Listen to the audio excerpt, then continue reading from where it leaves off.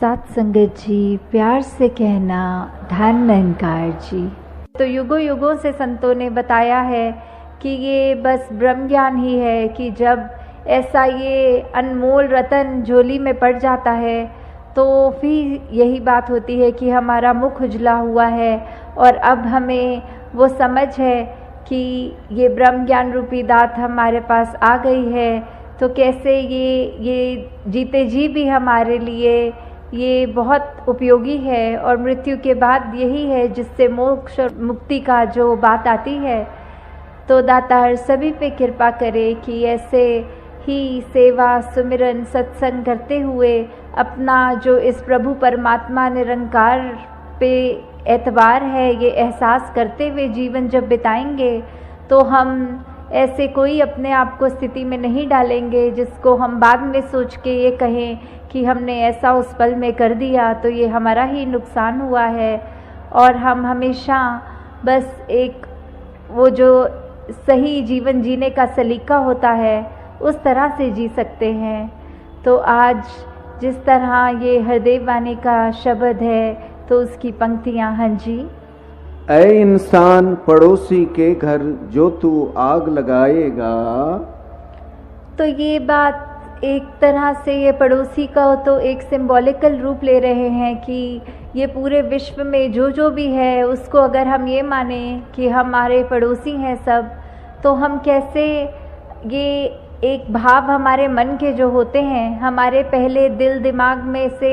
ये उत्पन्न होता है कि हमने दूसरे के साथ कैसा व्यवहार करना है, प्यार से रहना है या कुछ उसका नुकसान करना है। ये अच्छाई भी हम अपने अंदर से ही दूसरे के प्रति सोच के द्वारा, अपने व्यवहार के द्वारा, अपने कर्मों के द्वारा जहाँ निकालते हैं, वहीं हम ये भी सोच सकते हैं कि अगर हमारा एक अपना ही शरीर लें तो हमारी जो दिल है उसका पड़ोसी तो हमारा दिमाग ही हुआ। तो कैसे हमारा ये जो दिमाग है इसमें हम ये बुरे ख्याल आने से पहले वो ख्यालों को आते ही अपने अंदर से कैसे समाप्त कर पाएंगे। वो जब हम प्रभु परमात्मा का सहारा लेंगे, इस निरंकार, इस अविनाशी जिसका कोई अंत नहीं है, ये हर जगह है, ये पत्ते पत्ते में है, कण कण में है, इसको कोई काट नहीं सकता। जो ऐसा ये परमात्मा है जो स्थिर है, जो हमेशा से कायम दायम है, जब हम इसका सहारा लेते हैं तो ही वो बात हमारे अंदर ढलती है कि फिर हम जानबूझकर अपने दिमाग में कोई ना गलत बात किसी के प्रति, ना ही कोई अपने लिए नुकसानदायक ये सोच को उत्पन्न भी होने देंगे। और वो कर्म तो दूर की बात कि फिर दूसरे के लिए नुकसान के लिए कोई कर्म हमारा होगा। जैसे इस बात में ये आ रहा है कि कैसे हम अगर कोशिश करेंगे कि अपने पड़ोसी को का घर जला दें तो फिर वो बात कि हमने पहले वो सोच अपने अंदर आई, अगर कोई जलता हुआ कोयला है कि हमारा दिल कर रहा है हम उसको अपने हाथ से उठा के किसी दूसरे की तरफ मारें ताकि वो जल जाए, तो जैसे ही हम उस गर्म कोयले को पकड़ेंगे तो पहला नुकसान हमारे हाथ का, उसने ही जलना है, दूसरे के ऊपर तो वो कोयला बाद में गिरेगा। तो वही बात हम अपने मन में जितना ऐसे कड़वे भाव एक बुरी मति को लेकर जो दिल में रखते हैं तो उसका पहला नुकसान हमारा अपना ही है। हाँ जी। हवा का रुख बदला तो तेरा खुद का घर जल जाएगा। तो ये बात कि कैसे परिस्थितियां तो जीवन में अनेक आती हैं, तो कैसे आज अगर ये सोच के कि दूसरे का घर जला दूंगा उससे मैं तो ऊंचा हो जाऊंगा, उसका नुकसान हो जाएगा। पर अगर वही बात हम सोचें कि ये परमात्मा तो सबके जीवन का ये रचता, तो इसने ये बहुत खूबी से हर एक का जहाँ जीवन लिखा हुआ है वही बात आ जाती है कि परमात्मा को फिर अगर ऐसी कोई स्थिति हमारे लिए ले आए कि कोशिश तो हमने दूसरे के नुकसान के लिए की थी और नुकसान अपना ही हो बैठा वो करते करते, तो वही कि एक अगर आग लगा दी किसी के घर में, किसी का नुकसान किया, तो जब हवा विपरीत दिशा में चल पड़ी तो वो लपटें आग की मेरे अपने घर में आ गई और मेरा अपना वो घर जल गया। और यही बात एक शायर ने भी बहुत खूबसूरती से की है, अरे ओ जलाने वाले ये तेरा ही था नशेमन जिससे तूने फूंक दिया मेरा आशियाँ समझ के, कि कहाँ तूने कोशिश तो करी थी कि मेरा घर जलाए, पर वो तेरा स्वयं का नुकसान हो गया। उसमें किसी दूसरे के लिए जब हम एक अहित भाव मन में रखते हैं तो उसका नुकसान तो परमात्मा पे है कि वो किस तरह उसको बचाएगा, पर हमारा नुकसान फिर होने से कोई नहीं रोक सकता। हाँ जी। अगर पड़ोसी दुख पीड़ा से रोएगा कुरलाएगा, ये निश्चित है तू सुख की ना नींद कभी सो पाएगा। तो यही हम स्वयं अपने जीवन में जब देखते हैं कि ये चलो इसमें उदाहरण पड़ोसी का चल रहा है, पर अगर एक हम ब्रॉडर विजन रखें, एक हम संसार में उस तरह देखें कि किसी को पीड़ा में जब हम देखते हैं कि दूसरा एक बहुत ही परेशान है या उसके जीवन में कोई ऐसी स्थिति चल रही है जो वो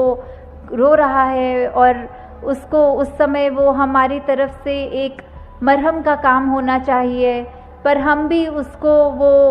चोट पहुंचाते ही जा रहे हैं, तो फिर उससे हमारे ऊपर क्या असर पड़ेगा। हम उस समय क्या रात को खुद अच्छी तरह सो पाएंगे कि हमने दूसरे का नुकसान किया तो इसमें हमें बहुत आनंद आ गया, हम तो अब बहुत चैन में हैं। नहीं, ऐसा नहीं हमको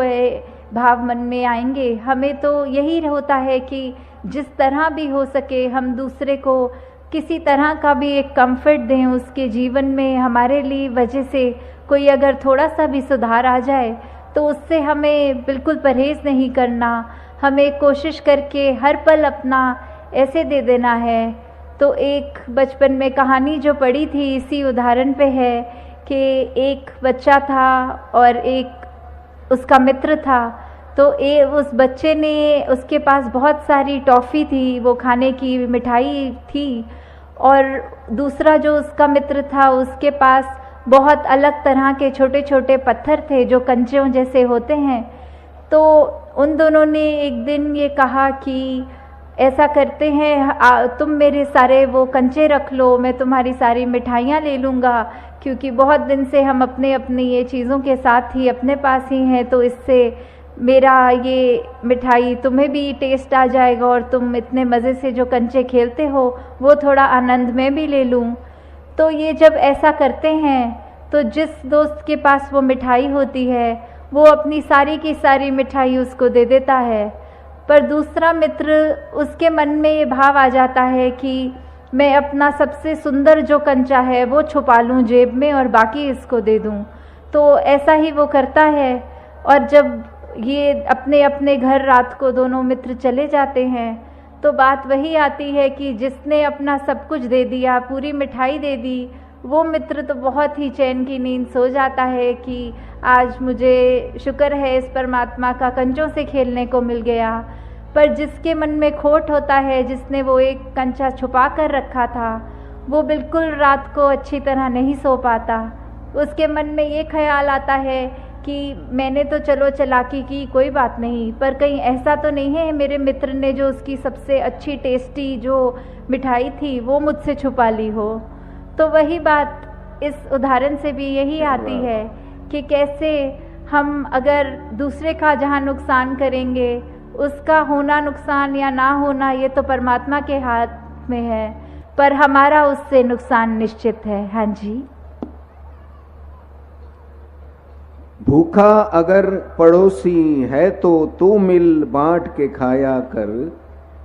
तो कैसे हमारे इसमें व्यवहार के अंदर जहाँ अच्छाइयाँ हमें प्रतिदिन और डालनी चाहिए, वहीं दूसरों के हित के लिए कि अगर हमें कोई दिख रहा है कि किसी की स्थिति उस रूप में है कि अगर किसी को किसी चीज़ की आवश्यकता है और वो चीज़ अगर हमारे जीवन में है, चाहे वो कोई वस्तु के रूप में हो या कभी कभी किसी को सिर्फ एक इमोशनली एक मन से सिर्फ एक चाहिए होती है, वो सांत्वना कह लें या जो भी, कि हम अपने मन के रूप में उसको एक तरह से एक राहत दे सकें। चाहे कोई भी रूप हो जीवन में, किसी के पास अगर कोई चीज़ नहीं और हमारे पास वो है तो हम उसको अगर उसके साथ बांटेंगे, अगर हमारे को तो परमात्मा ने ऐसा दिया है कि हमारा ये भंडार भरे हुए हैं क्योंकि परमात्मा जितना भी देता है हर एक को, वो उसके लिए बिल्कुल उतना ही आवश्यक होता है। ये इसी में ही भक्तों ने शुरू से ही अभी तक भी ये शुक्राना किया है कि दातार तूने जो दिया बहुत अच्छा दिया, जो जीवन मेरे लिए बनाया वो बहुत सुंदर बनाया। उसमें फिर अगर चाहे खुद की शरीर की पीड़ा, आर्थिक प्रॉब्लम्स, कुछ भी ऐसा हो, उसमें भी भक्त तो सिर्फ शुक्राना करते हैं कि क्या पता इससे भी बुरा होना हो, प्रभु तूने तो बचा लिया, तूने तो जीवन बहुत ही संवार के आसान कर दिया है। तो ऐसी स्थिति में भी जब हम अपना आराम, अपनी चीज़ें दूसरों के साथ जो हमें और ज़रूरतमंद भी लगते हैं या हमें नहीं भी लगते, फिर भी हमारा किरदार ऐसा बने कि हम दूसरों से चीज़ें जब शेयर करें, एक उस तरह उनको आराम मिले, तो वो जब हम करेंगे, ये मिल बांट के पड़ोसी के साथ जब खाएंगे, तो उसका जो एक आनंद हमें मिलेगा, वो हमारा जीवन में जो हमको खुशी देगा, वो हमें कोई वस्तु नहीं दे सकेगी। वो अपने चरित्र को जैसे जैसे हम निखारेंगे, वो हमको एक सेटिस्फैक्शन तभी मिलेगी। उस अनुसार जब चलता है तो ही एक सफल जिंदगानी बनती है। साथ संगत जी, प्यार से कहना, धन निरंकार। बोल सतगुरु माता सुदीक्षा सविंदर हरदेव जी महाराज जी की जय। सतगुरु के प्यारे प्यार से कहना जी, धन निरंकार जी। सत्संगत प्रभु दातार निरंकार का जिसने ध्यान कर लिया है, सुमिरन किया है, उसे ठंडक और सुख मिले हैं, उसके सभी संताप समाप्त हुए हैं, फिर जीवन आनंदमय हो जाता है। सत्संग जी, महात्माओं ने तभी कहा है, भजो गोविंद भूल मत जाओ, मानुष काय यही लाओ। इस गोविंद को भूलना नहीं, क्योंकि इसको भजने के लिए, इसके साथ नाता जोड़ने के लिए ही दातार ने यह मानव का जन्म दिया है, यह मानस देही प्राप्त हुई है। सत्संग जी, तो प्रभु को कभी भी मन से बिसरना नहीं, सत्संग जी भूलना नहीं चाहिए, इसको कभी मन से भूलाना नहीं है। इसकी याद जिसको बनी रहती है सत्संग जी, उसकी तुद चित आवे, महा आनंदा की स्थिति हो जाती है। यानी हे दातार, अगर तेरा ध्यान मन में लगा रहता है तो हमेशा ऐसा महान आनंद प्राप्त होता है, ऐसा महान सुख प्राप्त होता है कि दुनिया भर की वस्तुएं पदार्थ मिल जाए पर भी वैसा सुख नहीं मिलता। सत्संग जी, प्यार से कहना जी, धन निरंकार जी। ज्ञानदीप निरंकारी यूट्यूब चैनल में आपका स्वागत है दास। आप सभी महापुरुषों के पावन पवित्र चरणों में धन निरंकार।